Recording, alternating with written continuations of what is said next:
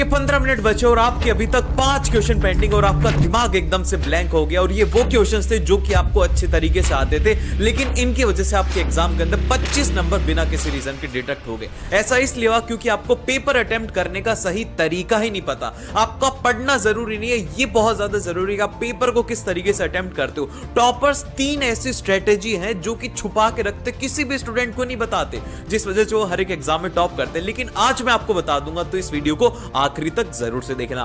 So hello everyone, I am Ayush Punia and welcome to सीखोस official show board exam tips. तो भाई देखो, paper को अटेम्प्ट करने का एक प्रॉपर वे होता है। आपको स्मार्टली पेपर को अटेम्प्ट करना होगा। जैसे कि इसके लिए आप लोग यहां पर 3 स्ट्रेटेजीज को फॉलो कर सकते हो। तो स्ट्रेटेजी नंबर 3 है हमारे पास में कि आपको सबसे पहले अपने जैसी पेपर मिले तो आपको स्टार्टिंग के 10 मिनट्स में पूरे पेपर के क्वेश्चंस को रीड करना है। आपको आइडेंटिफाई करना है कि आपको कौन से क्वेश्चंस आते, कौन से क्वेश्चंस नहीं आते।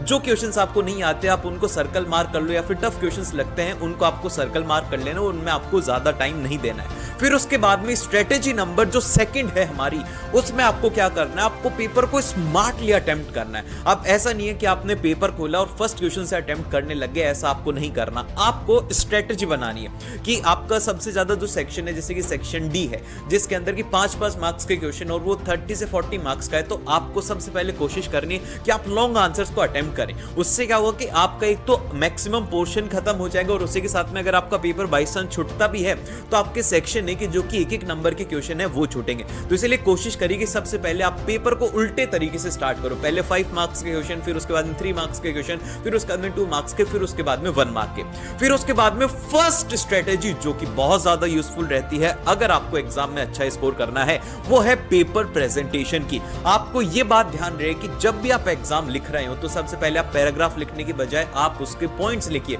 और उसी के साथ में स्मार्टली आपको लिखना है। आपको ये नहीं कि अगर पूछा गया है 2 मार्क्स का क्वेश्चन है आप उसमें ज्यादा टाइम वेस्ट करिए, ऐसा नहीं। मैं आपको एक टेक्निक बताता हूं जो कि आपको फॉलो करना चाहिए।